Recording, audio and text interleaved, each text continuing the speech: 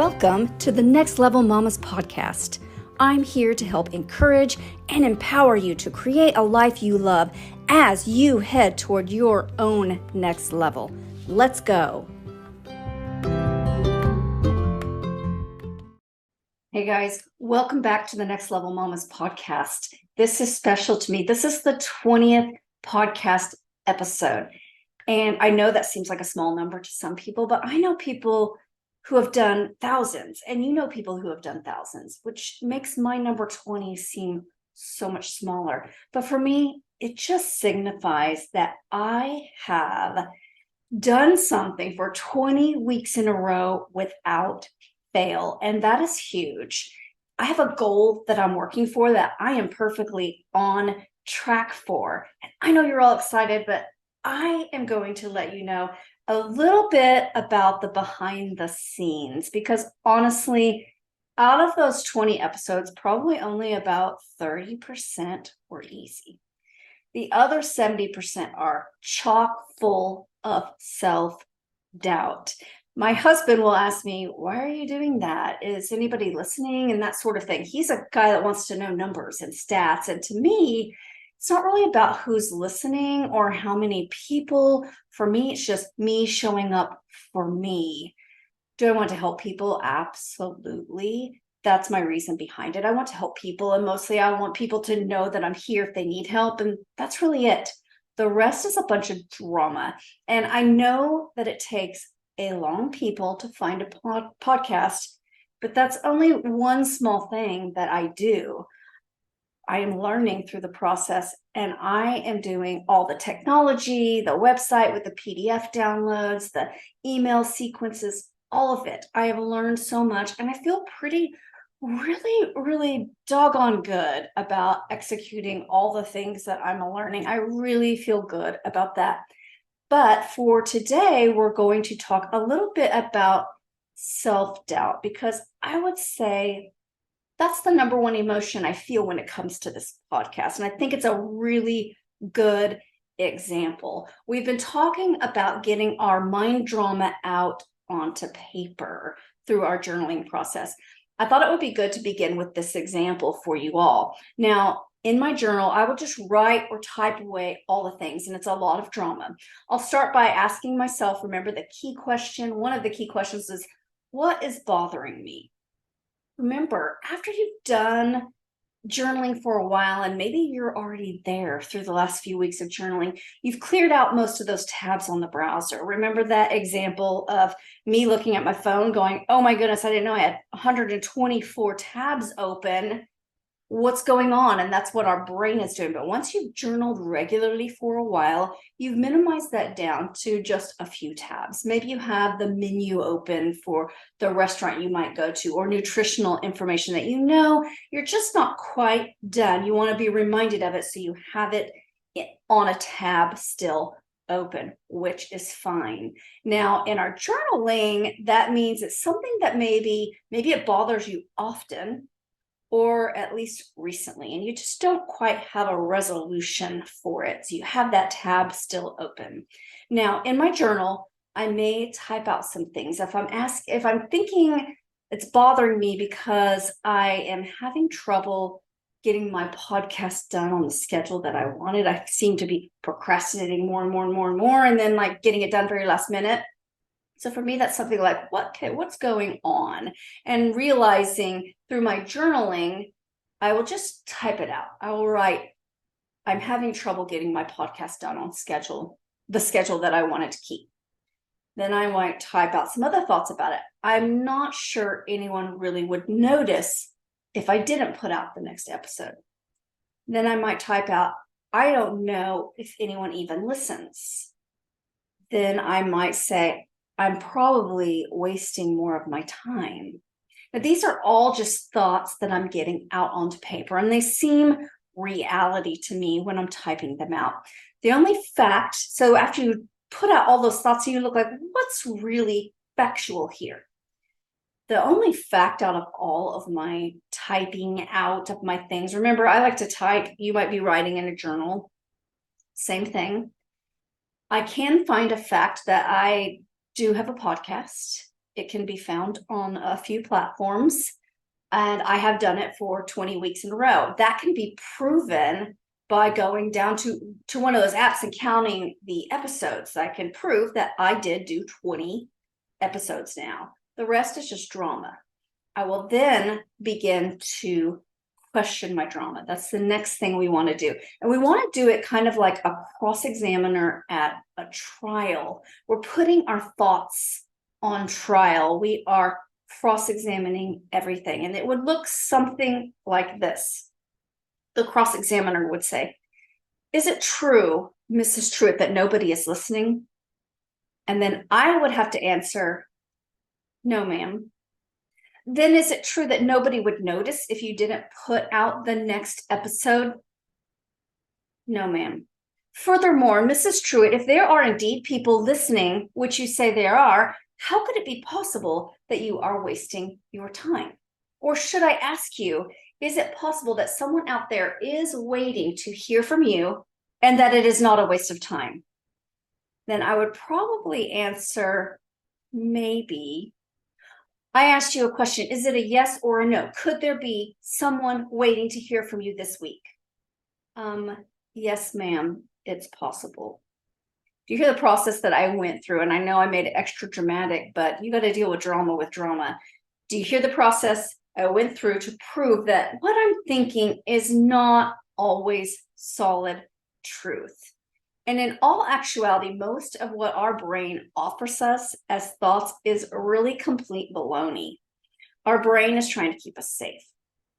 But safety does not equal happiness. Safety for me usually leads to regret. If I never go for a goal, then what am I even doing?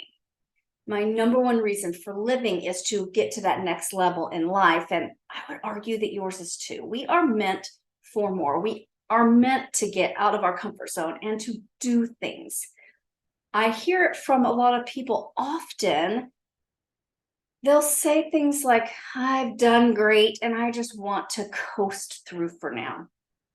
But that actually goes against all physics and all laws of the universe. If you work out and you build a lot of muscle and then you decide to just sit around and take it easy, your body goes straight to decomposition. And all the other things in the world do also. Your muscles will atrophy. If you stop learning, your brain does the same thing. I don't know if you've noticed, but you will forget your algebra if you stop using it. Cognitive decline is a thing. You stop using your brain declines. Another example, if you wash your car and you shine it up really pretty and then you park it in your garage, if you leave it for a year, what does it look like? It's actually dusty all over and the parts will begin to erode and break down. It's just a fact of life. You were created to move forward. Your brain was made to utilize. Your body was made to work. Your car was made to drive. That's really all the analogies that I'm mustering up off the top of my head today, but you get the point. I would love to hear from some of you all some other analogies of the same law. I find it fascinating. Now, back to my journaling I did about my podcast. With everything I was thinking, which we now see is completely untrue, can you see how me thinking those thoughts are what was actually creating that emotion of self-doubt? Can you see it? I don't really want to feel self-doubt all the time. But see how as I journal and I question my self-doubting statements, I can actually move myself toward a better place. Keep in mind that I'm still journaling when I do all the cross-examination stuff. Cross-examiner, all the questions that the cross-examiner asks, write them out, and then answer all of them, all in the journal. Then I make the switch in the end to, yes, ma'am, it is true that there are people waiting on me to produce my next episode. It shines just a little light. And then I'll repeat it again. People are waiting for me to produce the next episode. Then I may say, people need to hear what I'm saying. People need hope. People need my help. People need to know how to manage their minds, and I am a person who can help them with that. Now what emotion am I drumming up for myself? If I were coaching you one-on-one, I would wait and let you come up with some ideas. But since we are separately, I'm just going to come out and tell you it's motivation. This is where I can get my motivation. I can get out my pom-poms and cheer myself on. People always tell me that they're just not motivated. And I have to break the news to them that motivation, it's an emotion, and it's not going to just come floating down a river and just jump on you. It's created with our brains, and we have amazing brains that can create absolutely anything. Our default setting is going to be to create the self-doubt because the brain is trying to keep us comfortable. Remember that. You have to download the app that may be called Create Your Life. And on that app, you can decide on purpose what you want to think. We can create any emotion that we want. On the motivation tab, maybe when you click on it, you have to input all of your statements that cheer you on and that generate your emotion of motivation. I might have on mine things like, I can do anything, or people need me. You can create your own. Honestly, I believe in keeping a list that you can go to and open up the tab on the browser, the tab labeled motivation. For me, it's things like people need me and people need the mind management skills that I can teach them. All right, this week, I am going to continue doubting my self-doubt. And I believe, and I'm going to stop doubting my self-doubt. It's hard to get out. I'm just going to believe that I am helping you all. I want you to think, what are you going to think and believe, and decide on purpose. Look at a tab that you have open and journal about it. Cross-examine it. What do you want to believe? This is your friendly reminder that you get to believe whatever you want to believe, and nobody can tell you otherwise. You get to decide. Just decide on purpose to believe the opposite of what you were thinking. If you have things like, I know I've spent way too much time and I should be completely done spending time in believing that I'm not enough, or that I can't do enough, or I don't have enough time. If you have some of those same thoughts and beliefs, decide on purpose to believe the opposite.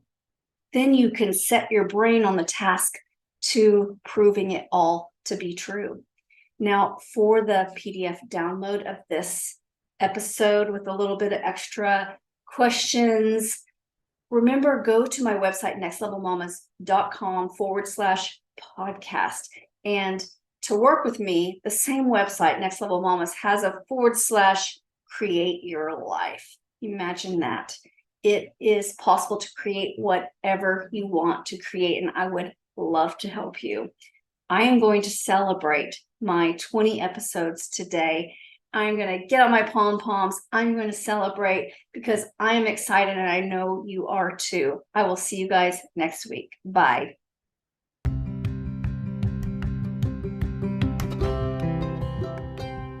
Thank you for listening to this episode of Next Level Mamas, where we are out to win the level we are in and move into our own next level.